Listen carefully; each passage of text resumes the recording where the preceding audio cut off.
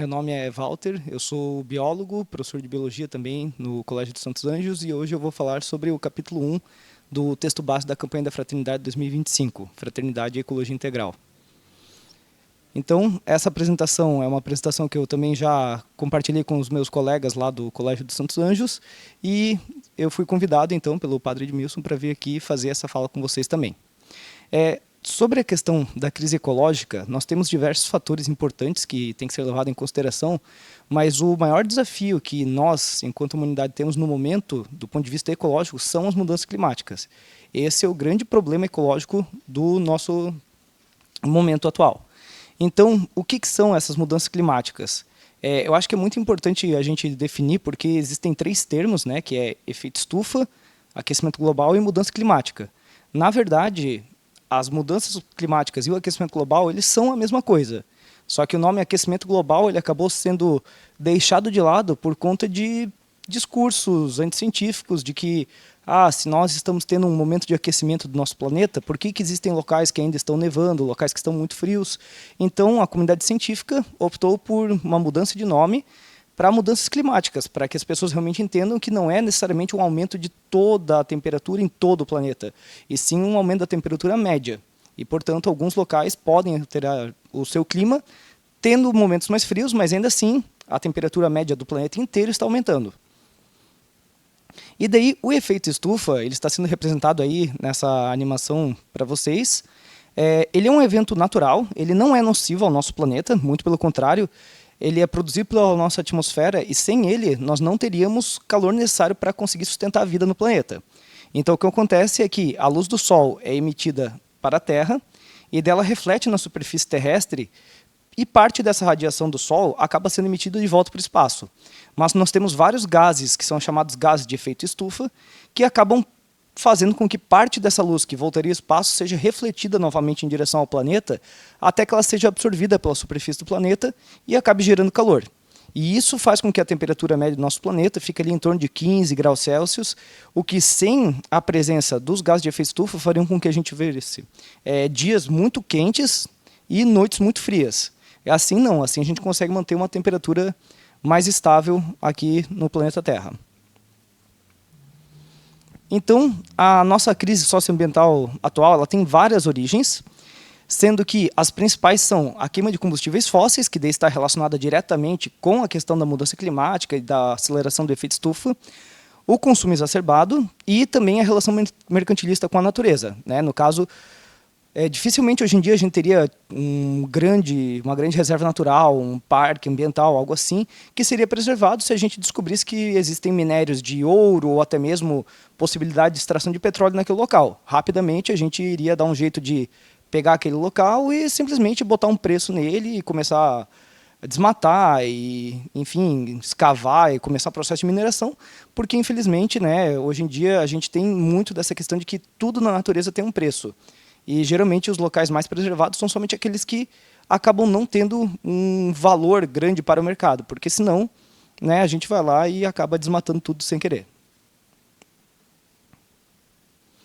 Então, entre os vários efeitos nocivos, que é aquelas três situações que eu falei agora ali de consumo, mudança climática, que estão relacionados, é a questão da degradação do solo, que é bastante grave, a gente tem vários exemplos no Brasil, inclusive com deslizamentos de terra, mas também efeitos mais graves, como as tragédias de Mariana e Brumadinho, o desmatamento, que também é muito presente no nosso país, o extrativismo predatório, poluição, seja hídrica, atmosférica, do solo também, escassez de água, extinção das espécies e as próprias mudanças climáticas, que, como eu disse, é o principal problema que a gente tem em questão ecológica na atualidade.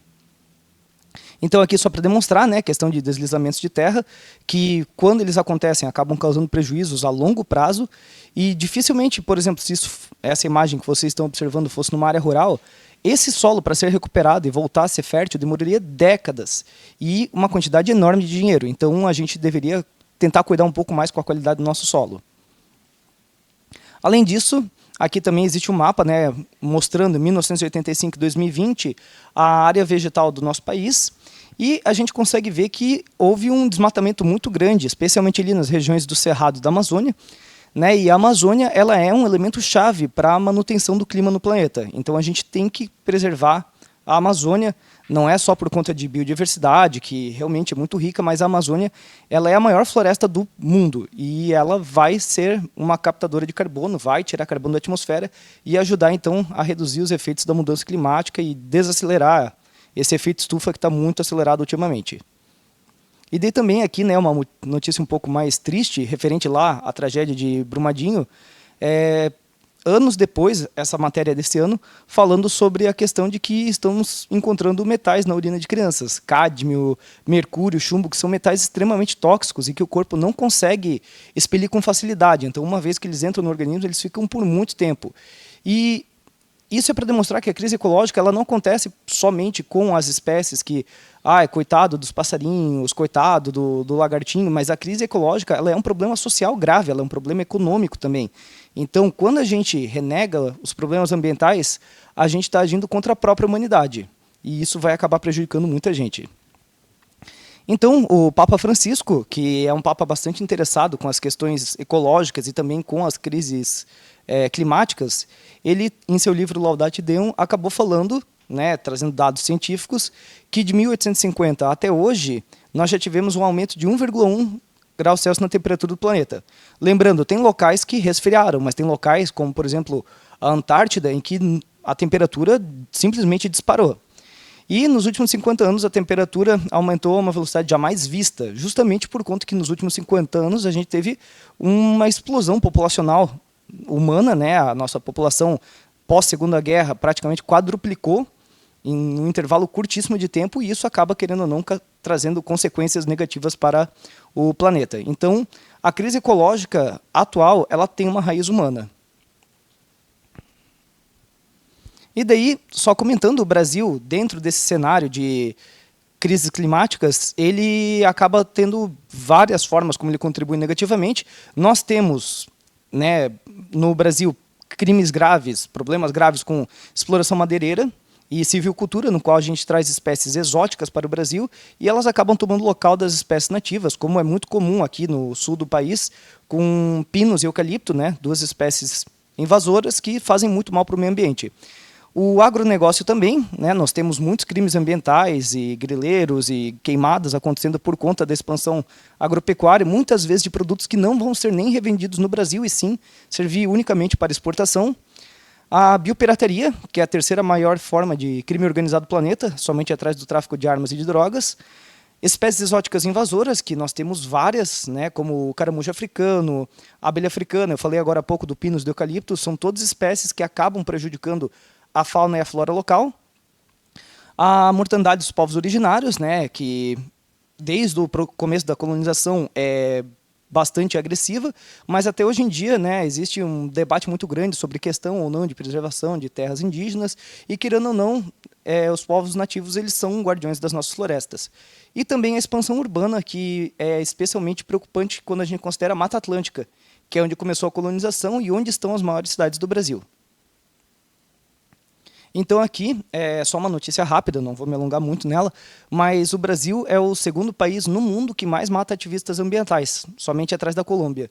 Então, num país que a gente já tem tantos problemas ambientais, a gente ainda censura e acaba fazendo coisa pior, né, com aquelas pessoas que são genuinamente interessadas com a causa ambiental, o que é preocupante. E também, na questão das mudanças climáticas, o Brasil é o quarto país que mais emite gases de efeito estufa, o que é totalmente controverso, já que nós não somos nem a quarta maior economia do planeta, né? Então, os primeiros colocados são Estados Unidos, China, Índia, e em quarto local já vem o Brasil, né? E boa parte disso vem por conta do desmatamento, até mesmo por conta das queimadas, né? E o desmatamento, lembrando, ele não é simplesmente eu cortei a árvore, botei fogo e soltei gás carbônico no ar. É justamente o fato de que quem tira gás carbônico do ar são as árvores. Então, o desmatamento é, de longe, a pior coisa que a gente pode fazer quando a gente considera a questão climática. Mas a agropecuária também é bastante agressiva, a indústria e a produção de resíduos. E, além disso, né, como eu havia comentado, tanto os povos nativos quanto a Amazônia são indispensáveis para que a gente consiga conter essas mudanças climáticas. E lembrando que elas ocorrem a nível global. Então, o Brasil é um país-chave para tentar conter a crise ecológica. Bom, aqui também tem algumas informações que elas são mais impactantes. Esses pontos de não retorno são justamente problemas ambientais graves que a gente está vendo e que uma vez em que eles chegarem num determinado ponto, vai haver ali um limiar em que a gente não vai conseguir mais recuperar essas coisas. Então, são os corais de águas quentes, o manto de gelo da Groenlândia, o manto de gelo da Antártida Ocidental, o permafrost e a circulação do Atlântico Norte. E daí eu vou demonstrar ali, comentar com algumas imagens o que cada um, né, tem de preocupante e como que a gente vai ter que lidar com essa crise. Então, no caso dos corais, existem 2 ecossistemas que são muito importantes para a manutenção da vida marinha, que são os manguezais e os recifes de coral. Os recifes de coral, eles são compostos, né, por corais, que são organismos muito antigos na história evolutiva do planeta, e esses organismos, né, os corais, eles vivem em associação com algas. Só que, devido ao aumento da temperatura do oceano, esses corais eles estão expulsando as algas com que eles têm uma relação mutualística e eles estão ficando esbranquiçados. E, a partir disso, eles começam a entrar em colapso e morrem. E uma vez que a gente perde esses corais, as espécies que dependem do coral, tanto para abrigo, quanto alimentação e reprodução, acabam ou migrando ou morrendo também. E a gente está tendo muitos casos na Austrália, no Havaí, enfim, boa parte do Oceano Pacífico e também alguns pontos da África, de mortalidade exagerada de corais. E a gente tem que conservar eles se a gente quiser salvar a vida oceânica. Além disso, nós temos um problema grave ali no Ártico, né, na região da Groenlândia, principalmente, que ela é coberta principalmente por muito gelo, só que a partir do momento que esse gelo derrete, ele vai deixar ao continente, né, a ilha da Groenlândia exposta, e assim que isso acontecer, nós teremos um problema mais grave ainda, porque o gelo, por ser branco, ele reflete a luz do sol. Mas se a gente tira o gelo e deixa uma rocha de cor mais escura exposta, essa rocha não vai refletir a luz do sol, ela vai absorver, o que vai cada vez mais intensificar esse derretimento, comprometendo então a toda a integridade da calota polar ali da região do Ártico. E na Antártida a gente tem outras notícias, né, perturbadoras, inclusive questão de temperatura de 18 graus Celsius na Antártida. Isso não deveria acontecer. A temperatura nos polos, durante o verão, deveria chegar perto de 10 graus Celsius. Então, 18 graus significa que é a temperatura de um ar-condicionado, né? E a gente está falando da região mais fria do planeta, então é totalmente fora da realidade isso. E também o fato de que não deveria haver vegetação na Antártida. A Antártida é um continente congelado. E nos últimos anos a gente tem observado o crescimento de plantas, o que é extremamente preocupante, porque isso significa que a gente está mexendo com o equilíbrio ecológico dessa região. E também o permafrost, só para comentar, ele é um tipo de solo que existe na região mais norte do planeta, ali norte do Canadá, Rússia, Noruega, Dinamarca, Suécia. Esses locais eles têm um solo que é congelado e abaixo desse solo existe material em decomposição já há milhões de anos com muito gás metano. O gás carbônico ele é o mais conhecido e o mais comum dentre os gases de efeito estufa, mas o gás metano ele é muito mais nocivo. Ele tem um efeito de retenção de calor quase 20 vezes maior do que o carbono. E o que acontece é que, com o derretimento desse solo congelado, que é o tal do permafrost, a gente está liberando quantidades enormes de gás metano para a atmosfera. E, inclusive, em alguns pontos, como nessa imagem, esse gás metano, que é altamente inflamável, já pegou fogo e simplesmente ele está pegando fogo por baixo do gelo e derretendo esse gelo mais rápido ainda, liberando mais metano mais rápido ainda. A única coisa boa nisso tudo é que o gás metano ele se degrada mais rapidamente na atmosfera do que o gás carbônico. Mas, ainda assim, a gente está liberando muito gás de efeito estufa, que pode acabar comprometendo, então, aí, não só a biodiversidade da região mais norte do planeta, mas de todo o planeta devido a esse aumento da temperatura. E também sobre a questão que eu havia comentado ali da circulação do Atlântico Norte, nós temos aí 2 imagens comparando como ela é hoje e como ela ficará no futuro. O que acontece é que quando a água quente que passa ali pela costa da Europa chega até no Ártico, ela acaba sendo resfriada, e quando ela resfria, ela fica mais densa e vai para as camadas mais fundas do oceano, e dela retorna passando pela costa ali dos Estados Unidos e do Canadá. Por isso que a gente, né, se a gente for olhar, Espanha, Portugal e a região norte dos Estados Unidos, eles ficam mais ou menos na mesma latitude. Então, por que nesse caso, né, eles estando ali na mesma posição, os Estados Unidos é tão mais frio? Justamente porque o Os oceanos, eles funcionam como um ar-condicionado do planeta. Eles que acabam regulando o clima de vários locais. E a partir do momento em que a água do oceano começar a esquentar, a gente vai ter menos dessa corrente fria chegando ali por baixo. E também a gente vai ter um retorno menor dessas águas quentes em direção ao Ártico. Então, o que a gente pode esperar a longo prazo? Aquilo que eu falei no começo ali da minha fala. Nós vamos ter um aumento da temperatura, por exemplo, na costa leste dos Estados Unidos, mas uma queda da temperatura na Europa. Então a Europa vai ficar mais fria, apesar do planeta estar ficando mais quente. Isso é algo que, né, as projeções esperam que venha a acontecer no futuro. Então, para superar essa crise, nós temos alguns desafios, né? E um deles é cuidar da casa comum, que foi escrito pelo Papa também no seu livro Laudato Si.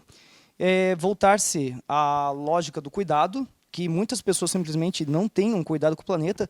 Claro que as novas gerações são sempre um pouco mais preocupadas, mas ainda tem muita gente que acha que não está acontecendo nada e que está tudo certo. E um fator importante é a questão de realmar a economia. Querendo ou não, parte do que está acontecendo é uma questão política e, apesar de que nós, enquanto consumidores finais e população, temos que ter a nossa ação, né, e a gente tem que fazer a nossa parte, é importante também que a gente pense em quem são os nossos representantes, quem são os líderes mundiais, porque muitas das pessoas elas estão ligadas diretamente a grandes corporações, visando o seu próprio benefício e não o benefício da população. Então, a gente também tem que ficar de olho nesse tipo de coisa.